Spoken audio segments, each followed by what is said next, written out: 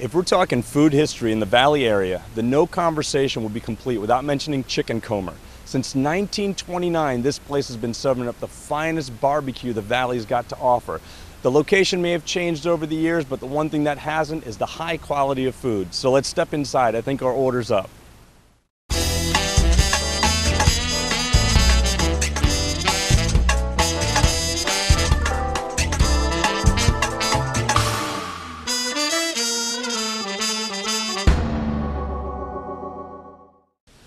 Welcome to another episode of Order Up. I'm Phil Vongsavang, and today we're in Chicken Comer on Desmond Avenue with Terry Bussey, owner and operator. Terry, thanks for having us come in today. Appreciate it, man. Now, you guys, you were saying that you recently purchased, well, a year ago today. You guys took over the operations for Chicken Comer, but the history of this place goes back much further.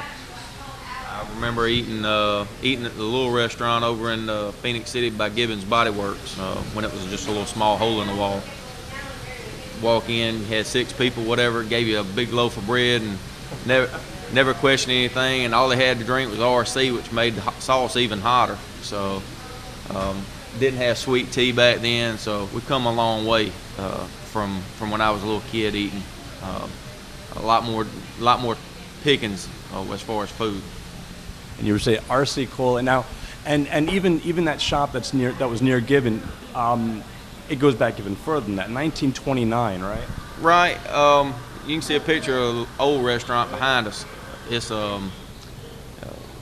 Mr. Chicken had that or whatever. You got the 2 doors. Most people know what that means anyway. So he'd cook outside, and they would be cutting on the inside. So and it was a family ordeal then, just like it's a family thing here now.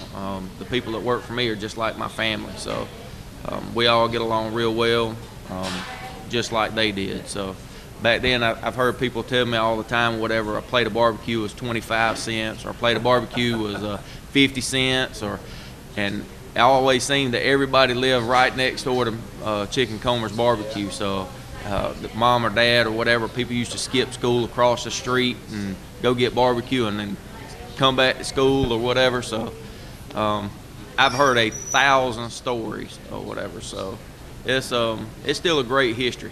I mean, I think it's one of the oldest barbecue houses in town, if not close to being in the state. So 1929 when he started doing it right in the Depression to make money. So it was I've heard every story about him borrowing money and to keep the business going, and swapping barbecue out for stuff. So it's all fun for me. I like listening to all the stories.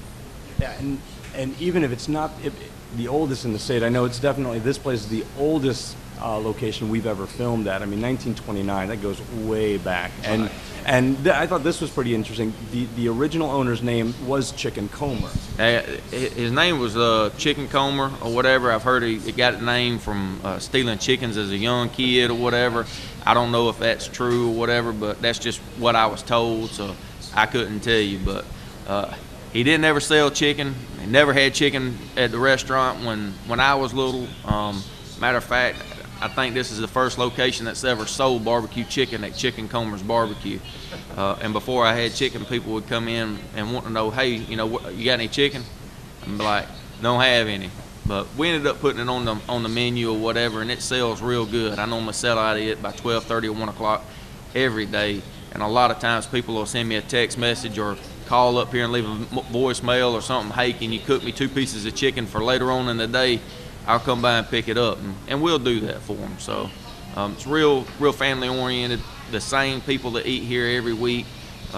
We just want to get the word out that Chicken Comer's Barbecue didn't close down. It's just in Columbus, so they have to come over here to eat it. Gotcha. And I will say this: every place that we've gone to, when I ask, hey, do you guys have an idea where else we could go and shoot, Chicken Comer was always mentioned, each and every time. So I'm glad we got an opportunity to come in here. Now, during the week, what are some of the big sellers? You were saying earlier about the pork. On Mondays, we do a pound plate's $9. The number one thing that sells by far is probably going to be a half pound plate at $7. when customers come in, the same customers come in, I almost always know what they're going to eat before they even open their mouth to order. So that's the same people that come constantly. Chicken plate, 2 sides, cheapest thing on the menu. Most bang for your buck's going to be $6.25, plate with 2 sides. So that's the easiest thing to order as far as chicken. But you got to make sure you get here before about 12:30 or 1 o'clock, or you ain't going to get it. You guys heard that, 12:30 or 1 o'clock, or that chicken is gone. Now, we close at 6, but it takes about 3.5 to 4 hours to cook chicken. So normally we'll get a phone call or whatever. If you call me by 1 o'clock, you can have it for dinner at nighttime. So if I run out, we'll make accommodations for you to have something to eat. Now in your pit, without giving away any secrets, do you guys, what's a unique way that you guys handle your barbecue? Cook it slow. Cook it with wood. I've had plenty of people tell me, man, you can cut an employee out, go get you one of those gas smokers.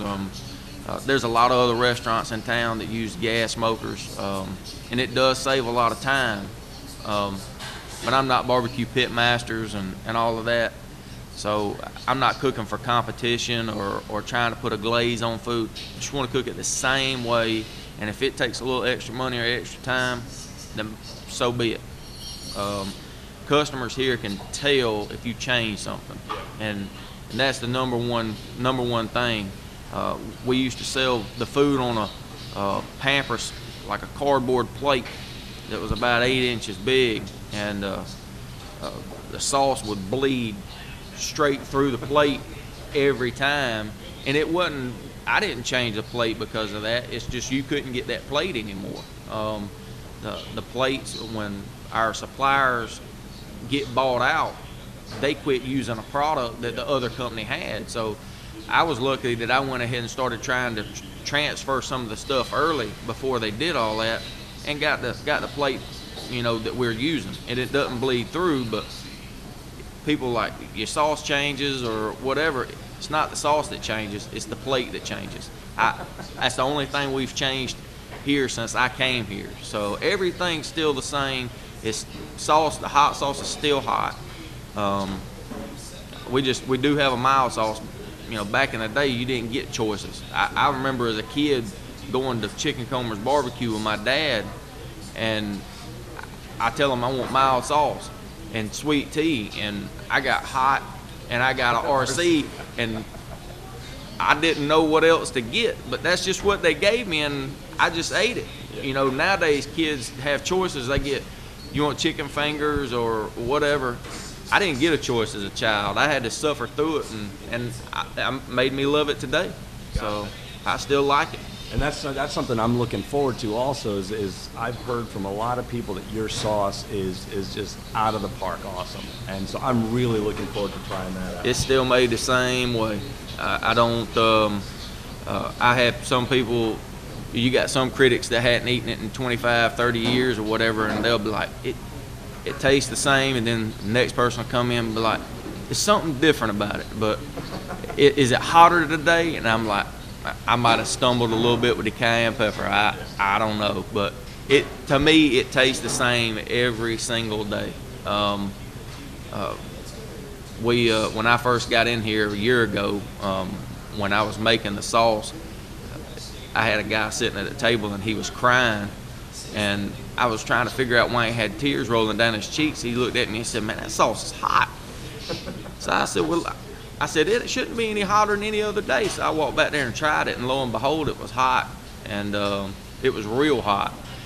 And when I made my sauce or whatever, I might have stumbled a little bit with the cayenne pepper on that one batch that he was eating. So that's the only time I've had a problem with it. But it's a great food. I sell everything as fresh as we can get it. The cook that I've got back there is by far one of the best I've ever worked with. He's been here for 5 years, working on 6 years. Tammy, she's been here for almost 12 or 13 years, still waitressing. And I'm gonna tell you, if something's out of sorts or Tammy's not here or something happens or whatever, the first thing they say is, "Hey, where's Tammy? She's not here." It's because the customers, tend to start loving the way things are. And they're like family too, so I wouldn't change a thing about anything up here. The family atmosphere, the employees we've got working here are fantastic. I couldn't ask for a better group of people to work with. The food that we sell is by far the freshest food that you'll get. Pork is top quality meat. I can go get a cheaper cut of meat, but as soon as you change or whatever, customers can tell the difference. So I would rather pay the extra money. So that's just how it is. Well, folks, we're going to take a short break, but when we come back, Terry is going to show us some of the magic they work here at Chicken Comer's Kitchen.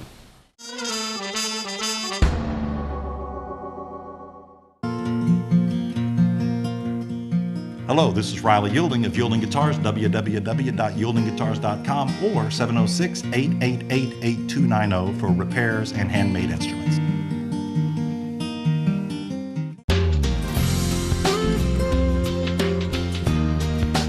My favorite thing about Phoenix City is the citizens.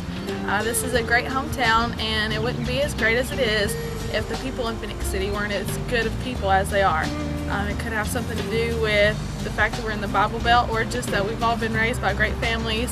But this is a great place to live, and I love it.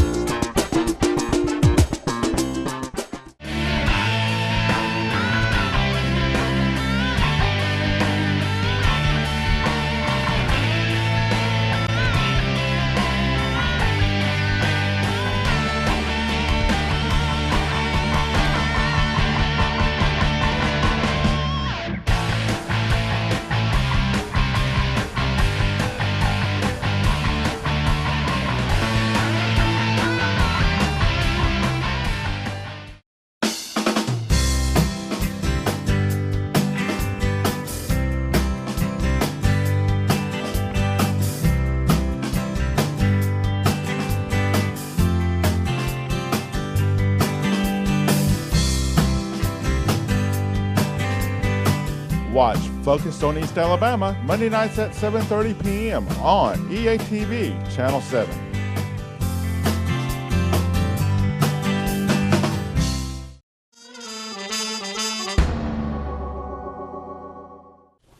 Welcome back to Order Up. We are now in the kitchen of Chicken Comer with owner Terry Bussey, and he's showing us what he's doing here in the pit. Pretty much we set our pit up the same way every day. We start our fire probably around 7 o'clock every morning. We get in here, meat that we've got on the pit. We start out with chicken on the right side. It stays the furthest away from the fire. Literally that's just cooked with coals. Your ribs set in the middle, and those are constantly, moistened or kept wet, along with your pork on the left side. The top rack we keep for pork that hadn't been cooked over the flame yet. It just sits up there and smokes, and then we'll move it to the bottom rack in probably about 2 or 3 hours. And you were saying that the ribs are in the center because they take the longest. Well, we try to let them cook about 3 hours like that, and then all of our ribs are wrapped up and put back on the pit. So they have our little secret seasoning that we put on them or whatever. Nathan handles that pretty well. Everybody thinks that we put stuff on them. Back in the day, Mr. Chicken, I remember him with a mop, a rag on the end of a stick, mop handle, and he'd sit there, and that's all you would see him doing, sitting there constantly basting the meat or whatever. But times have changed, and we got indoor plumbing, so we don't need that, mop to baste anything anymore. And it's not necessarily sanitary either, so health department won't let you use the same mop over and over again like that. So People used to think that put lemon juice or salt and all that, whatever. I mean, it's just same way every time. We don't have to do all that. Meat cooks itself on the pit. Oak, hickory, pecan. That's the only 3 pieces of wood that's ever used in this pit. We don't use any lighter fluid to start the pit. We don't do any of that stuff. Keep everything as clean as possible. If it takes 45 minutes to light the pit, then so be it. But it's all straight flame or wood in there. So.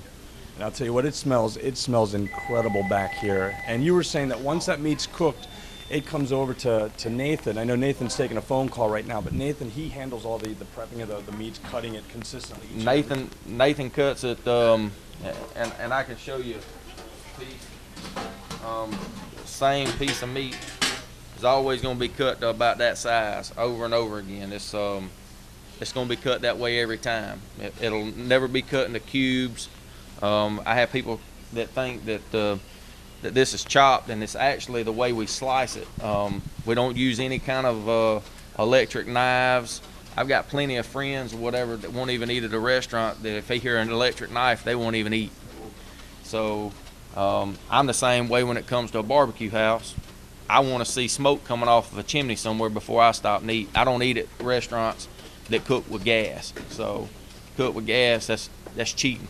So especially in the South, whatever, we want to make sure that everything's done just like this, and it's cut the same way every time. And whoever comes in to work with him, if there's ever another person that cooks with him, they'll have to learn to cut just like this. Cut your fingers several times, I'm sure, but it's the same way all the time. It never changes. So the meat comes straight from the pit generally, right here, and it stays in that no more than about 15 minutes before it's cut and ready to go. So, and then from this point here, the meat comes over to the steam table or whatever. It only stays in here for just a few minutes. This is only there for lunch. Lunch will start in probably about 30 minutes, something like that. Once lunch starts, this will empty out. They won't even use that anymore. It's something because the lunch rush comes in so fast. Yeah. You want to be able to have enough meat to get the first 20 people done or whatever, and get them out into the area and seated. So what he'll do is he'll go ahead and pre-cut enough meat, which this will hold probably around 15 to 20 pounds of meat. So which ends up being almost a quarter of a case of meat. So a case of meat 60 pounds. So, or a third of a case. So what he'll do is he'll cut it, move it over here. The girls, all they've got to do is grab their meat, prep it. They don't have to cut it, because if you had to sit here and cut those plates or whatever one after another, that line would go pound, out the door, half pound, constantly, that line would get further and further out the door. It's all about customer service, and people will tell you when they come in here, you're not going to wait no more than about a minute or so before you get your plate. I mean, it's just going to be ready that fast. So once it starts dying down, he'll start cutting everything right then and there. But meat normally don't sit here very long once lunch gets here. So, all right, well, we're going to take a short break, and when we come back, we'll be back out in the dining area to sample some of the great food here.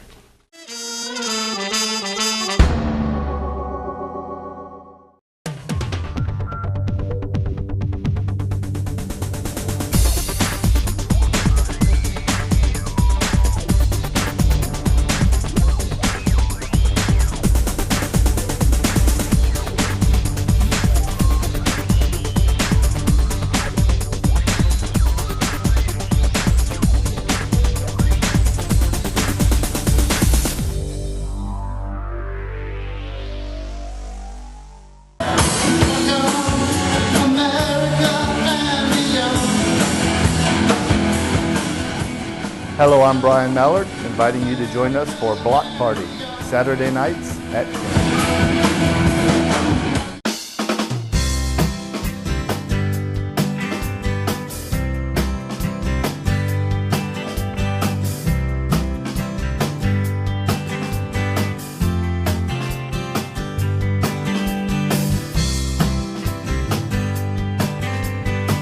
Watch Focused on East Alabama, Monday nights at 7:30 p.m. on EATV, Channel 7.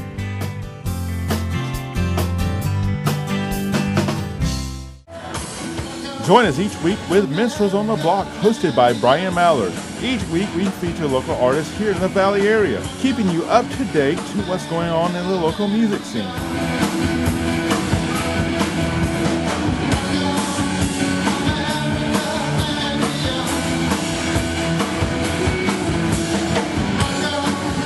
Watch Minstrels on the Block Thursday nights at 10 p.m. on EATV Channel 7.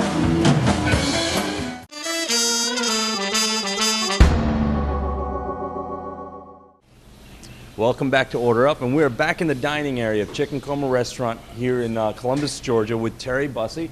And we've got out in front of me the chopped pork, right? And you've set me up with the sweet sauce, medium, and spicy. Well, it's going to be mild or whatever. There's nothing medium about it. So you're not going to get any kind of burn whatsoever when you're eating that mild sauce. So there's no pepper to it. You won't have any kind of problem. My son could eat that along with the sweet sauce.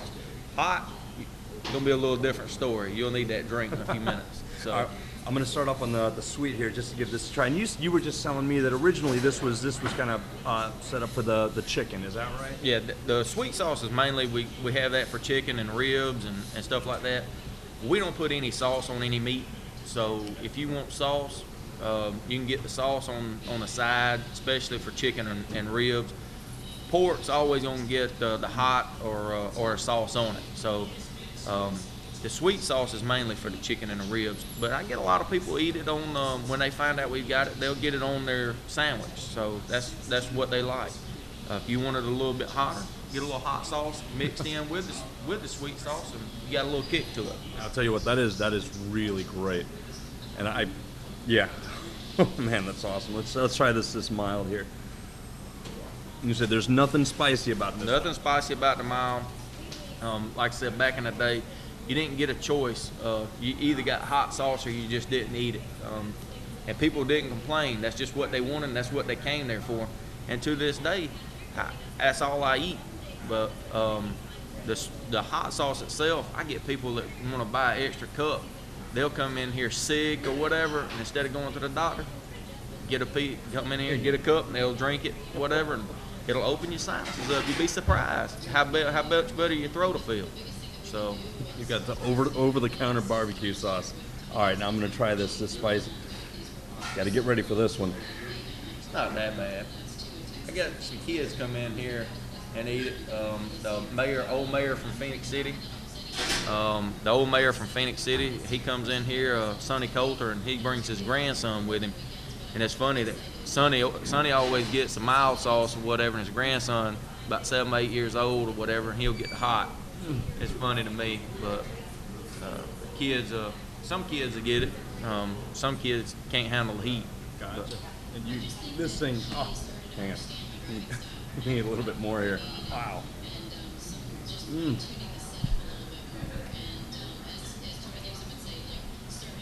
But that sauce gets shipped all over the place. I sent sauce to Anniston, Alabama, Seattle, Washington.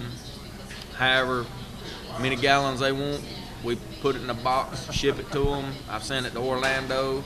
I've been on vacation before and gone on the way to Panama City, and I always get my watermelons in Cottondale, and I'll swap the sauce, take this gallon of sauce, and get my watermelons. So you'd be surprised what you can do with some chicken coma barbecue sauce. I hear you. I'll tell you what, the hot sauce, it's got a great burn. You can really taste the cayenne come through. I mean, it's not killing me, but it's really good.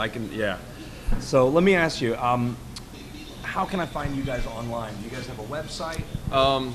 The main thing that you're going to find is on Facebook. The website, if you go to Chicken Coma Barbecue, it'll actually go to a sauce website. That website is not Chicken Coma's Barbecue. If you want to order sauce, you can go there to order sauce, but that doesn't have anything to do with me. So I tell people all the time, it is 2013. Got to get with the little times or whatever. And people get on Facebook, they can get a free plate of barbecue once a week. So my wife does a drawing for a free plate of barbecue, and all you got to do is go on there, like the post for the day on on a Thursday. She should be doing it today, and once you'd like to post and share it, if you share it, she does a drawing or whatever as a random draw. She has no idea who any of these people are. She just picks a name or whatever, and or go to random.com is what she does, and pulls a name, and the name goes up on the board, and they get a free plate of barbecue. You guys heard that? Every Thursday they do a drawing for a free barbecue lunch. Yep. Now, what's your physical address? 2609 Desmond Drive. It's right beside Bill's Lighting Gallery. Mellow Mushrooms across the street. The Houston Clinic, Houston Hospital is directly behind us. So if you're going up Veterans Parkway and you get to Houston Hospital, you've gone one street too far. Budget car sales is across the road. But if you'll turn on Desmond Drive, I'm literally the second turn in on the left. So. And what are your hours during the week? Well, we just changed everything up. We had everything set till 2:30 on Mondays. We moved everything. We're trying to streamline all our times where we're getting out of here at the same time all week. So Mondays we close at 3 o'clock. It's 10:30 to 3 o'clock on Monday. Tuesday through Saturday is 10:30 to 6. This restaurant doesn't sell alcohol. So I've got a daycare center next door, and you got to be 300 feet cornerstone to cornerstone in order to sell alcohol. That's understandable. That's the law, and I can't get around it. And if I wanted to phone in an order, how would I? Call 706-221-5990.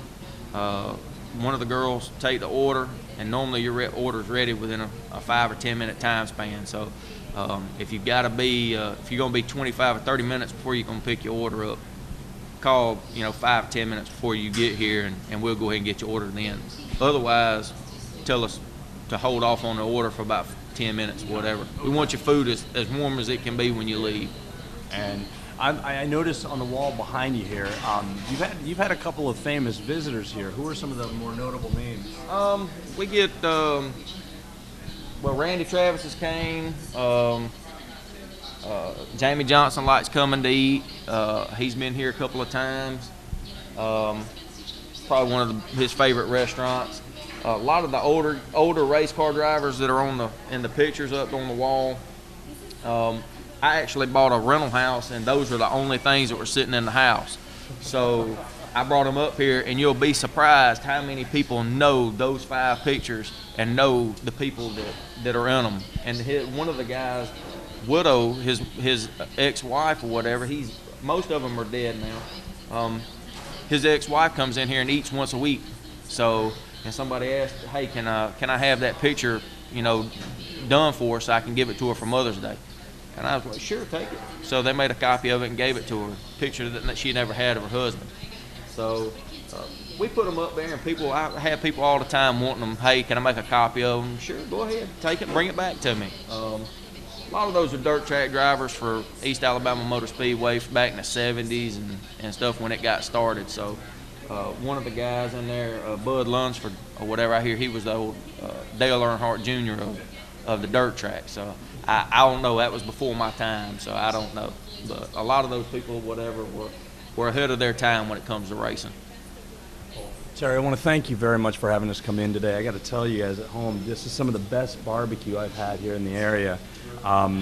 So that wraps up another episode of Order Up. Tune in next time when we highlight another great locally owned restaurant here in the Valley area. I'm Phil Vongsavang, and remember, when it comes to your meal, dine local.